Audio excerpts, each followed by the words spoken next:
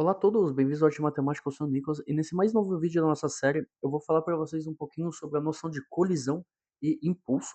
Então, muitos de vocês já sabem no dia a dia o que seria uma colisão ou um impulso, né? Então, por exemplo, se temos um carro que bate numa parede, a gente diz que o carro colidiu com a parede, né? Então, o verbo colidir é, no caso, bater, né? Houve um impacto entre dois objetos. Impulso é a mesma coisa, né? O objeto utilizou outro objeto para se impulsionar para frente. Então, por exemplo, estou nadando numa piscina, eu uso a parede para me impulsionar e eu nadar mais rápido, por exemplo. Então, a definição vocês sabem do dicionário. Aqui nesse vídeo eu vou apresentar para vocês a definição, além de física, matemática, né, porque é o intuito do meu canal, e fazer e propor um pequeno exercício para vocês, para a gente ver como é que a gente utiliza isso nos nossos cálculos. Beleza? Por que eu falo de colisão e impulso nessa série? Porque no último vídeo eu apresentei para vocês a noção de momento linear, né? Então, se a gente considerar o caso de uma partícula, então eu vou escrever aqui uma partícula, porque depois eu vou estudar várias partículas, né? Então, uma partícula sem essa, né, por favor. Uma partícula. Vocês sabem que o momento, né, o momento linear, o momento angular, mede uma quantidade de movimento. Né? Então, se temos uma partícula aqui e ela está em movimento, né, nada vai poder mudar esse momento. Né, o momento dessa partícula, porque ela está em movimento, né, não tem como ela mudar, simplesmente parar de ter quantidade de movimento. Ela vai parar de ter quantidade de movimento se existir uma força exterior que se aplica a essa partícula, ok? Então, obviamente, você joga uma bolinha, né, o que faz a bolinha parar? O arrasto, né, a gravidade. São forças exteriores que se exercem na bolinha. Se você jogar uma bolinha no vácuo, ela não vai parar, né? Ela não vai parar. Então, porque não vai ter nenhuma força externa que vai tentar parar e mudar o sentido da quantidade de movimento. Ok? Um exemplo que eu gosto bastante, que é o exemplo que eu vejo em vários livros, é o exemplo da bola de beisebol. Né? Temos um lançador aqui, né, que joga com uma força considerável uma bola de beisebol, e temos o rebatedor. Caso vocês conheçam um pouquinho de beisebol, vocês têm o rebatedor, né, eu não sei desenhar, né, ele está segurando o taco de beisebol aqui, né? E ele vai bater nessa bolinha, né? Então ele vai tentar mudar a quantidade de movimento dessa bolinha, tá? Para ela parar de continuar indo em direção a ele, né? E tomar aquele famoso strike, né? Não sei qual que é o nome, né? Que tem o pegador atrás, mas mandar ela para longe, né? E aí ter o famoso home run, né? Então se a gente desenhar bem perto, temos o nosso taco aqui, né? Finge que é um taco de beisebol, né? E temos uma bolinha aqui, né? Vocês percebem na vida real que vai ter, né? O taco vai deformar um pouquinho a bolinha e a bolinha vai parar de ter esse movimento que ela está tendo para ter outro movimento. Então temos uma mudança de quantidade de movimento, né? Do sentido da quantidade de movimento. Obviamente, temos outros fenômenos, né? Porque temos a deformação. Eu estou considerando que a gente vai desconsiderar a deformação. O que eu quero que vocês entendam é que o sentido vai mudar, né? Só que para o sentido ter mudado, precisou de uma força externa, né? Que foi a pancada, né? No caso, a colisão, né? Tá no nome a colisão do taco de beisebol sobre essa bola de beisebol, ok? Então, se a gente aplica a segunda lei de Newton, né? Com, obviamente, a expressão usando o momento, a gente sabe que a força externa F vai ser igual à derivada do momento linear. A gente viu isso no último vídeo, ok? Só que agora eu quero tentar caracterizar essa mudança, né? Então, vocês sabem que esse D aqui, né, é uma diferencial. Então, é uma variação, né, de movimento, ou uma variação de sentido, é uma variação de alguma coisa. Então, a gente isola esse dp. Estamos em física, a gente pode fazer isso, tá? Não mostro isso para o matemático, porque talvez ele grite com você. Então, se a gente isolar o dp, vamos ter que dp vai ser igual a f, né, f de t, vezes dt. Né? Então, a gente sabe que a variação do momento linear é igual ao produto da força vezes uma variação de tempo. Ok? Então, aqui vocês veem bem que para a gente tirar uma diferencial, a gente vai utilizar a antiderivada, no caso, a integral. Né? Então, a gente vai integrar dos dois lados, ok? A gente vai integrar dos dois lados, a gente tem duas variáveis diferentes, a gente pode fazer isso. Então, vamos ter que a integral, né? Então, eu estou integrando durante um tempo, então eu vou ter TI, né? Então, do tempo inicial ao tempo final de dp vai ser igual à integral de TI, obviamente os limites não vão mudar, a TF, de f de t, dt, ok? Infelizmente, assim a gente não tem muito o que fazer, né? O cálculo assim não temos muito o que fazer, então a gente diz que isso daqui é o que a gente chama de impulso, tá? Então essa é a definição do impulso. O impulso é a integral de um tempo inicial a um tempo final da variação do momento linear. E a gente nota ela j, tá? Não me perguntem por que j, mas a gente nota ela de j. Então j vai ser igual a integral de ti até f de f de t dt. Beleza? Então, isso daqui é a definição do impulso. Obviamente, o impulso da colisão, né? É por isso que o nome é colisão e impulso, né? Porque o fato dos dois colidirem, a bola vai se impulsionar, né? De acordo com a força, né, do taco de beisebol. Então, ela vai sair mais forte ainda. Beleza? Então, essa é a definição do impulso.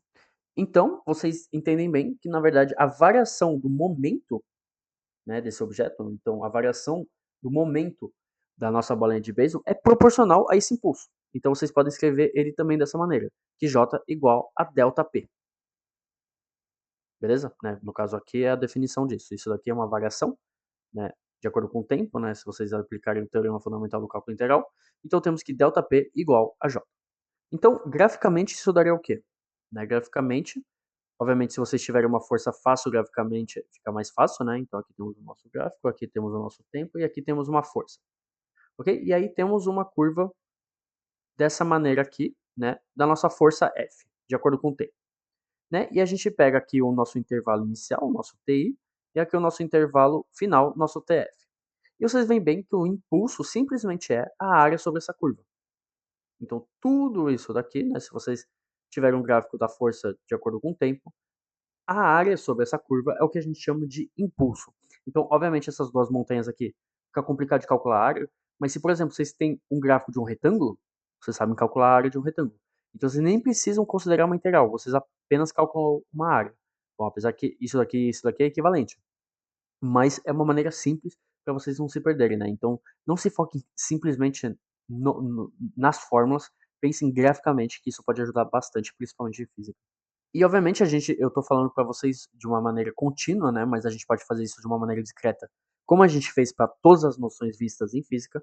Então a gente pode dizer que o impulso J vai ser uma força média, né? Então, obviamente, a gente discretiza essa força, né? Então, uma força Fm média vezes um ΔT, ok? Então, obviamente, vocês podem, desculpa a notificação, vocês podem sempre tentar discretizar.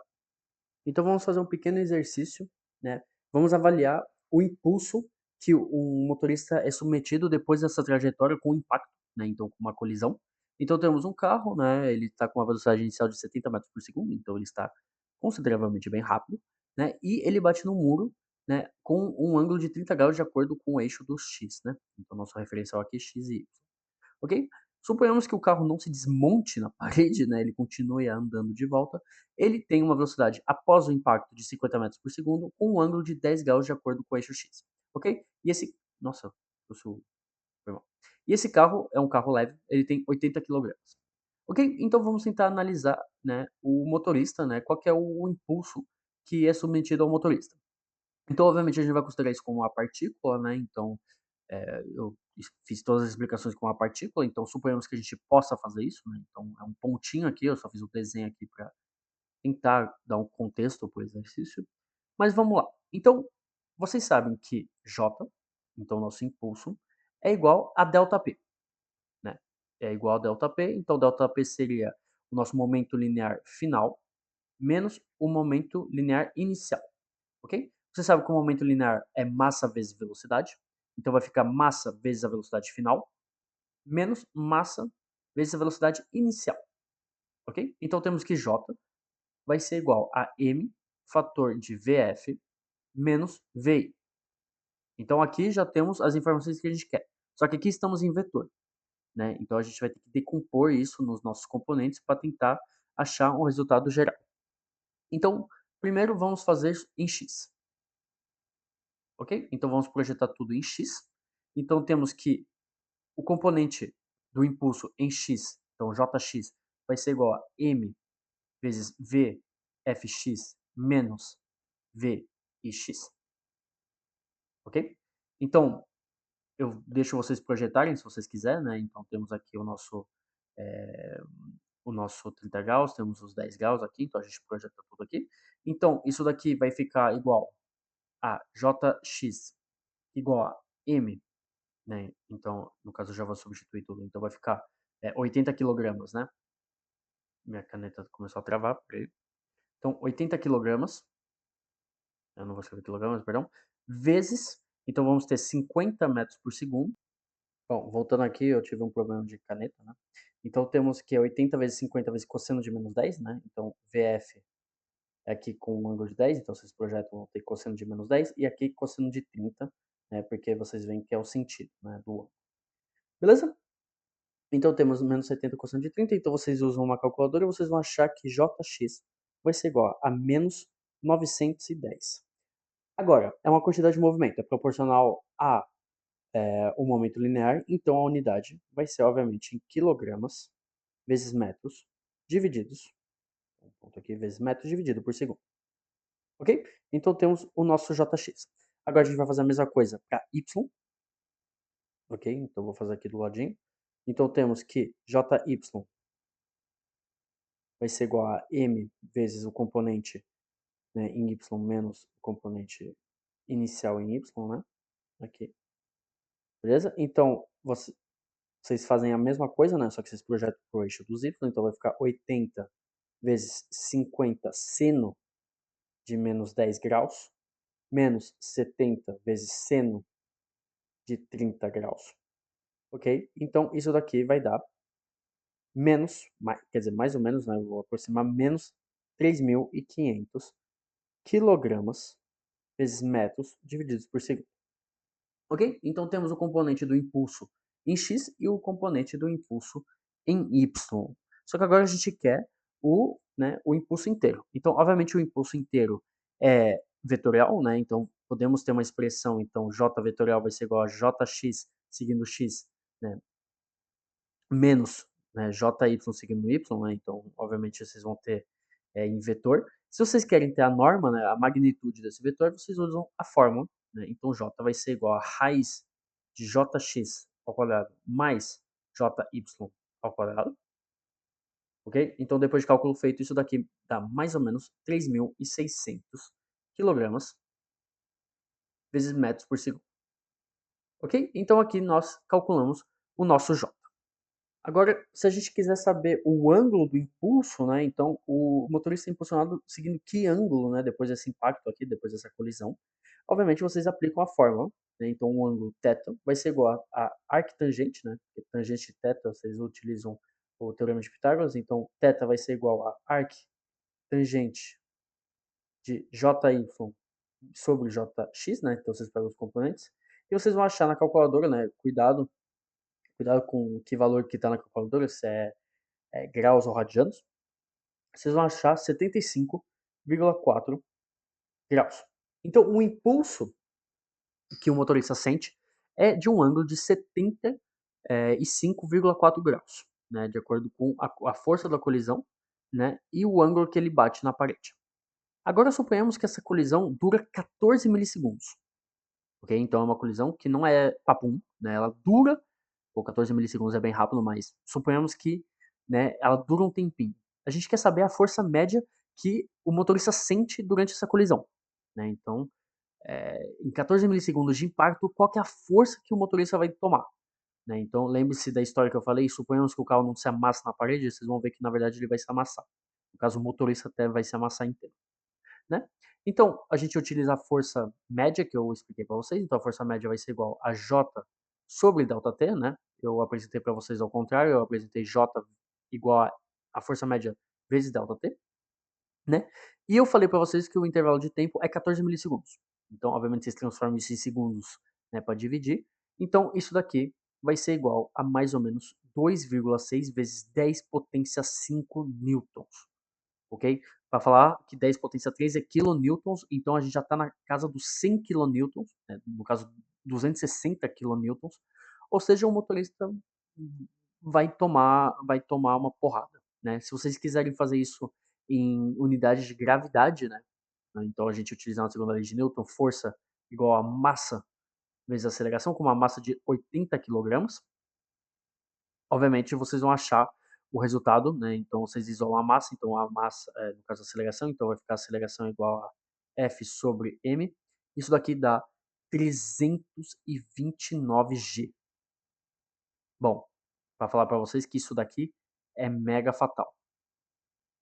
Beleza? Então, esse foi o exercício de hoje. Era só para dar um contexto, tá? Obviamente, vocês veem que isso na vida real não ia dar muito certo, mas é para dar um contexto e ver a importância de saber calcular a questão de impulso e de colisão e como que os dois trabalham juntos, ok? Então, muito obrigado por ter assistido.